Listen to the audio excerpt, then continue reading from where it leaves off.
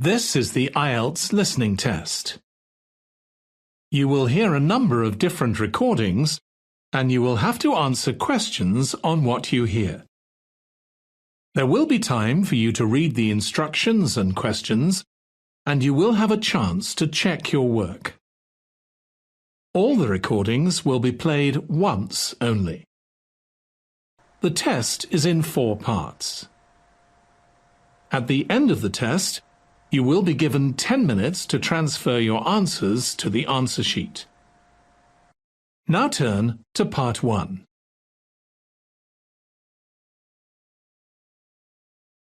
Part 1. You will hear a conversation between a guest and the receptionist at a hotel. First, you have some time to look at questions 1 to 5.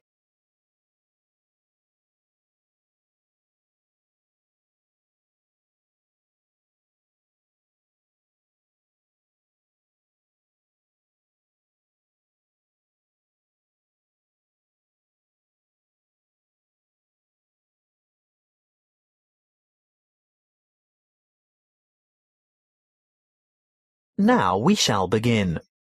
You should answer the questions as you listen, because you will not hear the recording a second time. Listen carefully and answer questions 1 to 5. Good afternoon. My name is Kelvin Jones. I booked by internet yesterday. Good afternoon, Mr. Jones. Welcome to the Armitage Hotel. Can you spell your first name for me, please? Certainly. K-E-L-V-I-N. Thank you. Do you have your booking number? Or perhaps you printed out your confirmation? Yes, of course. I don't have the printout, but I did remember to note down the number. It's OOL-238-1420. Thanks. OOL-238-1420. Oh, I see you've stayed with us before. Yes, on several occasions. And do you still have the same vehicle registration number? HQW5919? Well, no. This time I have the company car. And what is the registration number? Oh dear, I can't remember. Hang on a minute. Here it is on the keyring. HUV-3331. Thanks. HUV-3331. Now, today is the 21st of May, and I see you've booked a deluxe room on the 5th floor, room 501. Really? I booked a deluxe room? I usually only ever have a standard double room. It's the off-season, Mr. Jones, and we've upgraded you. How nice. And what does the deluxe room have? Is it as good as a suite? Almost. It has all the usual, plus a spa bath, fully stocked bar fridge, a king-size bed, and a balcony. Is there a view from the balcony? Yes. Is that a view of the bay? Yes, and a glimpse of the Blue Lagoon as well. Very nice. I hope it'll be warm enough to sit out there. We can't guarantee the weather, Mr. Jones, although we do try to make your stay as comfortable as possible. Thank you. Now that you mention comfort, is it possible to have some extra pillows, please? I have a sore shoulder, you see, and I need to prop it up at night, or I don't get any sleep. Well, you'll find pillows on the bed, of course, and we can send up a couple more later. Well, I'd appreciate that. One more thing. You paid by credit card over the internet. Can I see your credit card, please? Oh, of course. And some photo ID? What would you like? Driver's license? Yes, that's fine. You're staying for 5 days, is that right? That was the original plan, yes. But the conference has been cut short by 2 days because the keynote speaker is ill. So I'll be going home on Wednesday. So that's just 3 nights in all. Afraid so. Before you hear the rest of the conversation, you have some time to look at questions 6 to 10.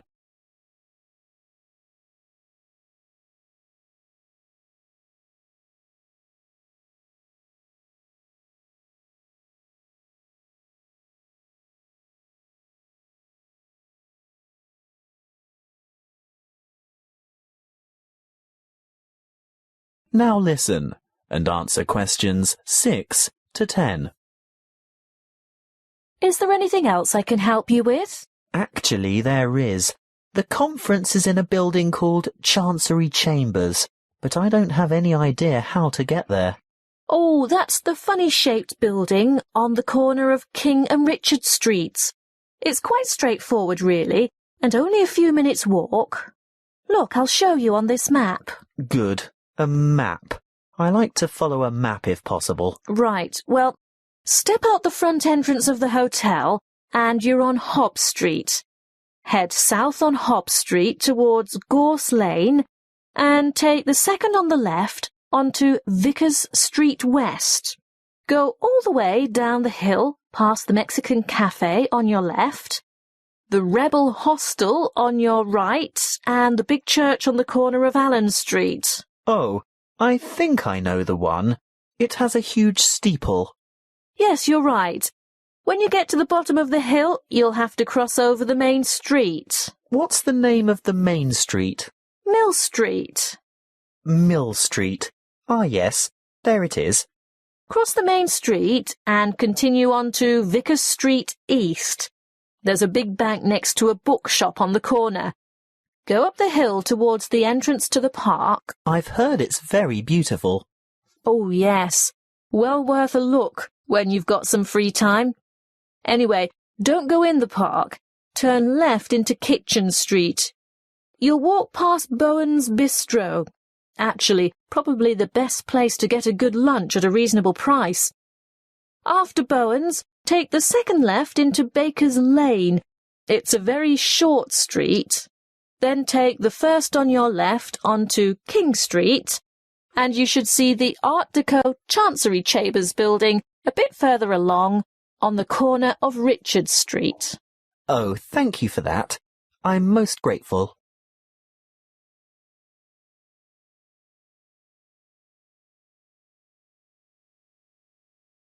That is the end of part 1.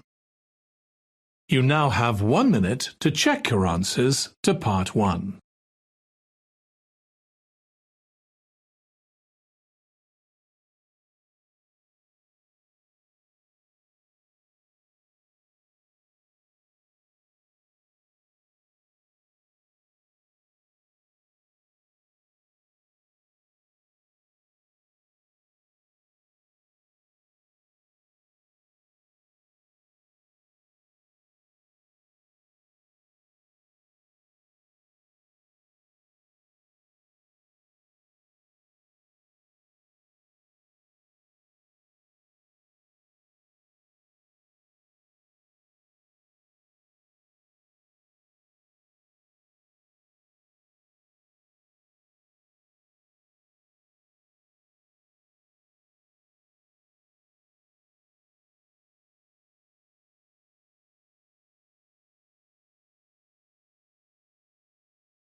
Part 2. You will hear a recorded message by an employee of an investment society giving information about savings and investment options. First, you have some time to look at questions 11 to 13.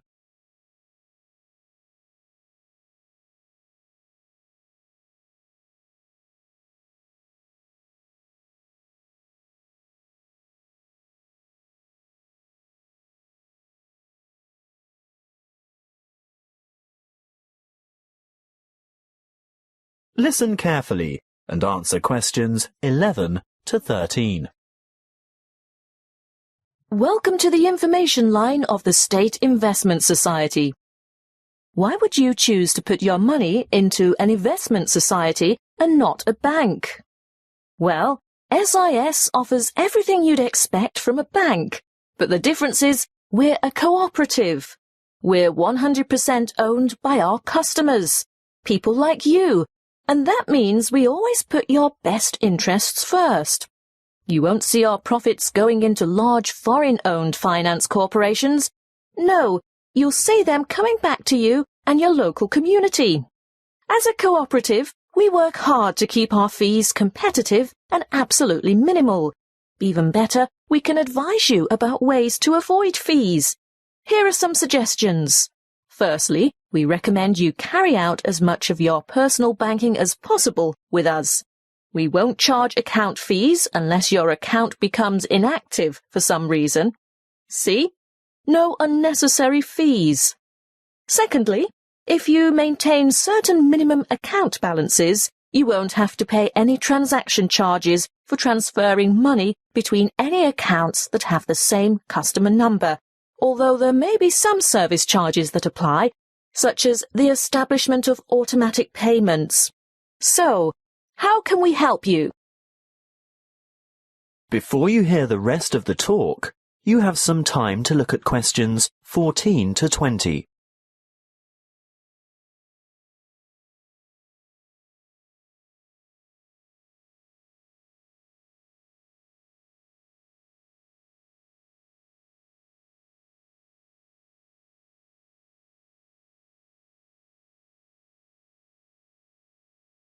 Now listen and answer questions 14 to 20. Let's look first at savings options. We can give you 3 options. Our internet account earns you interest from your very first dollar deposited. You don't have to maintain a minimum balance, and you earn a good interest rate from the start. Interest calculated daily and paid into your account monthly. You always have immediate access to your money by using the internet, text or telephone banking. What's more, there are no account or transaction fees. With our Stairs Savers scheme, the more you save, the higher interest you earn. Again, there's no minimum balance, but as your balance grows, you'll earn higher interest rates. There are 3 interest tiers or steps, plus bonus interest. Interest is calculated daily and paid monthly. Now, what about access to your money? You are free to make as many withdrawals as you like, but if you restrict them to 1 a month and your balance increases over that month, then you'll earn that bonus interest. With our simple saver scheme, access is available anytime and we don't impose penalties for withdrawals. This scheme has 1 interest rate, no minimum balance, and interest is calculated daily and paid annually at the end of the financial year, the 30th of June. So, you can see that savings accounts are ideal if you're starting from scratch. Do you know you can open a savings account with as little as $10? They're usually the best choice for short-term financial goals. For the longer term, we recommend some kind of investment account. Let's take a look at our investment options. Starting with the safest, the most secure, low-risk option is a basic term deposit, starting with a minimum deposit of $1,000. Interest is calculated daily, but you can choose whether to have it paid out monthly, quarterly, or at maturity. What we recommend if you really want to see money grow is having interest compounded quarterly. You'll only get access to your funds when your term deposit matures, so be sure to think carefully about the amount of time before you lock it away. It could be anything from 6 months to 5 years. Bonds are generally a longer commitment, but they may bring better rewards in the future. There is a minimum deposit of $5,000 and interest is calculated daily. You may choose to have interest compounded quarterly or paid out quarterly. And, of course, you'll have access to your money when your bond reaches maturity. Looking really long-term, there is our retirement fund, which is, of course, a savings plan for retirement. There is no minimum deposit, but the good news is that you can choose to contribute a certain percentage of your income before tax is paid on it. As for interest, well, you choose a particular type of fund which has a different level of return depending on the level of risk. And access? Well, not before you turn 60 years old. As I said, it's a retirement scheme. That is the end of part 2. You now have 30 seconds to check your answers to part 2.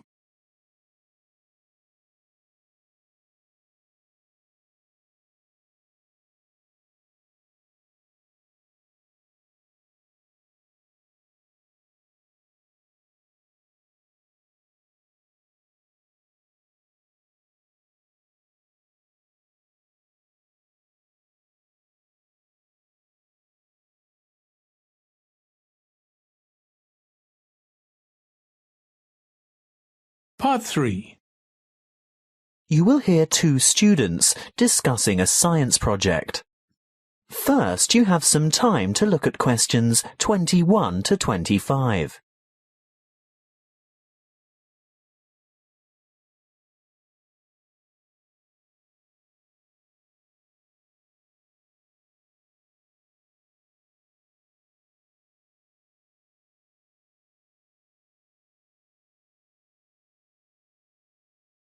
Listen carefully and answer questions 21 to 25.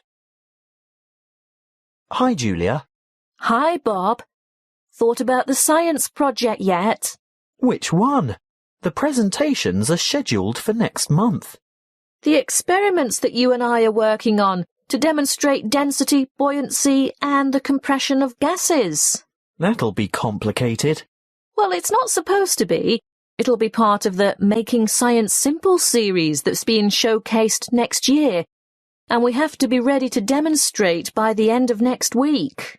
Oh, well, simple, you say? Yes, not just the concept, but the materials too. We have to use cheap, readily available common items. Expensive lab equipment is out of the question. I remember something about using recycled or throwaway items if possible. Anything portable that we can bring into the lab. That's right. Well, any ideas for the project? What about the classic Cartesian diver? Is that the same as a Cartesian devil? The invention named after the famous French physicist René Descartes. Yes. A long time ago, superstitious people labelled it that because they couldn't comprehend the scientific principles it demonstrated. They thought it was black magic. How shall we do it? By keeping it as simple, transparent and economical as possible. So, to start with... Open your pencil case and let's have a look. You haven't got any... Any what? Paper clips. Oh, there are lots of them in the bottom of my bag. They slip off my papers and collect in the bottom. Look, here's half a dozen. But they're all big metal ones. I want little ones. Small, vinyl-covered multicoloured ones. Oh, I've got one or two of them too. Great, and if we look around, especially on the floor, we're bound to find a few more. See? Here. What else do we need? A small rubber band. Well, I've got one of those in my pocket. No, not that kind. Let's go and ask Tara. Why? Those really small coloured bands for making ponytails are ideal. Hey, Tara? Yes? Have you got any spare rubber bands, like the ones you fasten your hair with? Oh, heaps. A whole packet full. Help yourselves. Terrific. So far, it hasn't cost us anything. What now? Let's go and rummage through the recycling bins beside Joe's mini-market. What for? We want a 2-litre plastic soft drink bottle with lid. Hey, I draw the line at sorting through other people's rubbish, and we're also not likely to find one with a lid. Well, go into the store and buy 2 litres of soft drink. What flavour? It doesn't matter what kind of drink you get. Just make sure it comes in a clear PET bottle. Where are you going? To the cafeteria behind the resource centre. What for? I'm after some straws. I can get them from the shop when I buy the drink. No, I've seen theirs. They're the waxed paper ones. We need clear plastic, and I know they've got them in the cafeteria. I'll also see if I can get a tall plastic cup from there. Good luck. Meet you back here in 5 minutes. Maybe longer because I want to go over to my locker and get a wire coat hanger. Before you hear the rest of the conversation, you have some time to look at questions 26 to 30.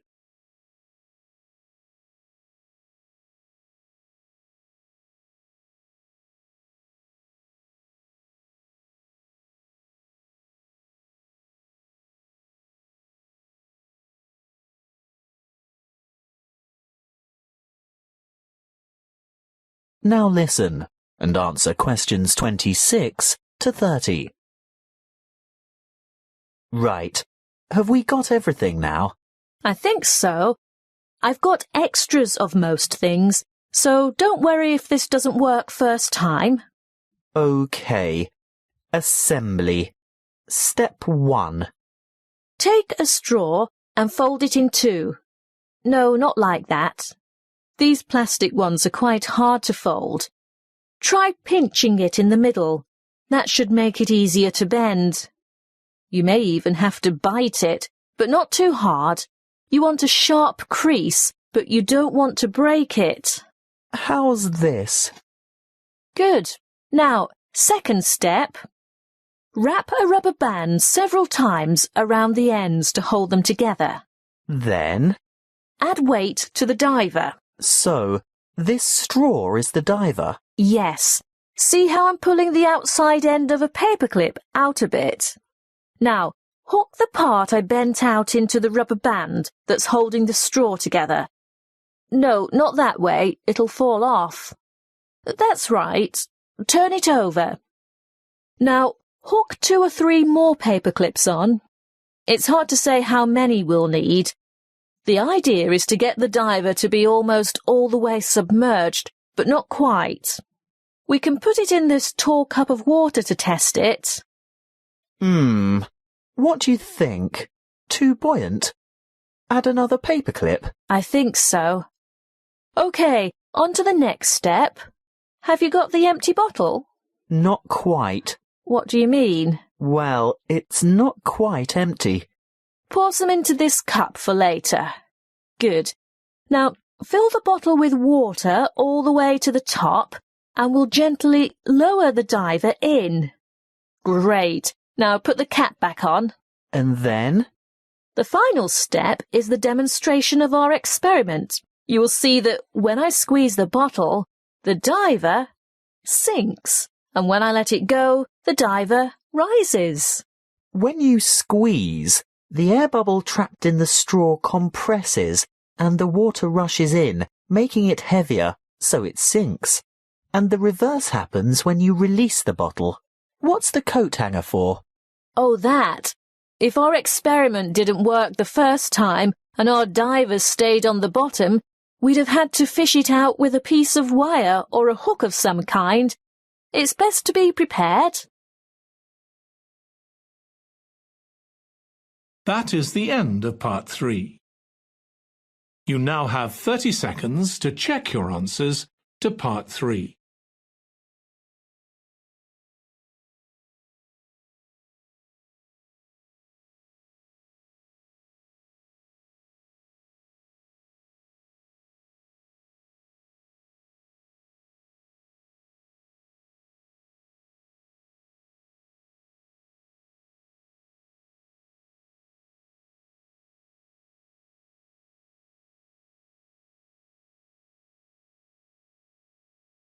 Part 4. You will hear a lecture on volcanic activity and its effect on the atmosphere. First, you have some time to look at questions 31 to 40.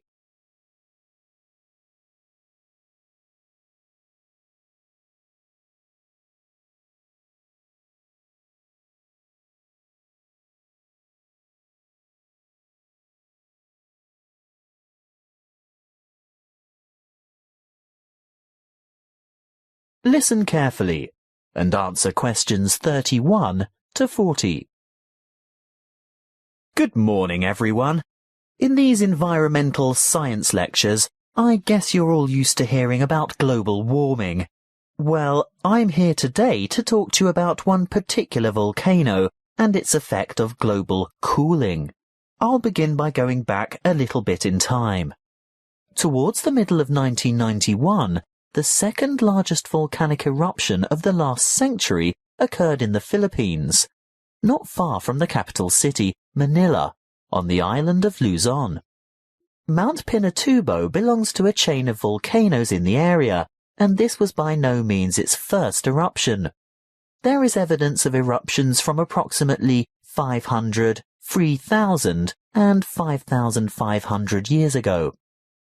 The events of the 1991 Mount Pinatubo eruption began in July 1990, when a magnitude 7.8 earthquake occurred 100 kilometers northeast of the Pinatubo region. The sleeping giant was reawakened, but few people had any idea of what was in store for them. In mid-March 1991, many earthquakes were experienced around Mount Pinatubo, and this is when volcano scientists, or volcanologists as they are called, started their investigation of the mountain.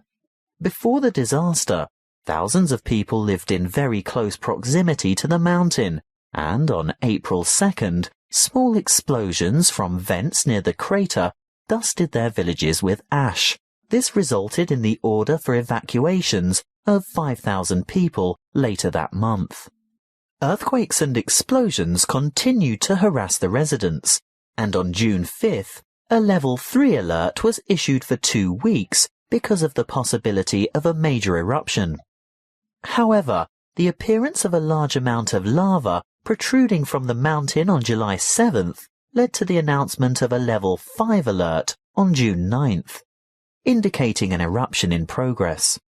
An evacuation area within 20 kilometers of the volcano was established, and this time 25,000 people were evacuated.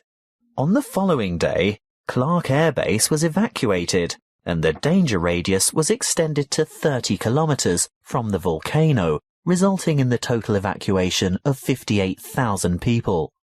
On June 15th, just after midday, the eruption of Mount Pinatubo commenced and lasted 9 hours, causing numerous major earthquakes due to the collapse of the land at the top of the mountain and the creation of a huge caldera. What's a caldera, I hear you say? Well, it's obvious really. With a huge eruption such as this, where enormous amounts of material have exploded into the air, the summit falls into what is now an empty chamber, and thus forms a large crater. As luck would have it, as the eruption was taking place, a tropical storm was passing just to the northeast of Mount Pinatubo, bringing a lot of rainfall to the area. The dust and cinders that had been thrown up into the atmosphere combined with the water vapor from the storm to cause a rainfall of tephra that fell across the whole island of Luzon. Most of the people who perished during the eruption did so because of the weight of the ash collapsing roofs and killing the occupants of the houses. If it hadn't been for that passing storm, the death toll would certainly have been much lower. But that's not all. Besides the ash, Mount Pinatubo expelled between 15 and 30 million tons of sulfur dioxide gas. Can you guess what happened next? Yes, the sulfur dioxide mixed with water and oxygen in the atmosphere to become sulfuric acid, which is a major contributor to ozone reduction. The eruption plume from Mount Pinatubo reached high into the atmosphere, attaining an altitude of 34 kilometers, and the resulting aerosol cloud spread around the Earth in 2 weeks and had covered the planet within a year. During the years 1992 and 1993, the ozone hole situated over Antarctica reached an unprecedented size. The cooling effects of this cloud over the Earth were remarkable. It reduced global temperatures considerably. In the United States, for example, we experienced our 3rd coldest and 3rd wettest summer in 77 years during 1992. That is the end of Part 4. You now have 1 minute to check your answers to Part 4. That is the end of the listening test. In the IELTS test, you would now have 10 minutes to transfer your answers to the answer sheet.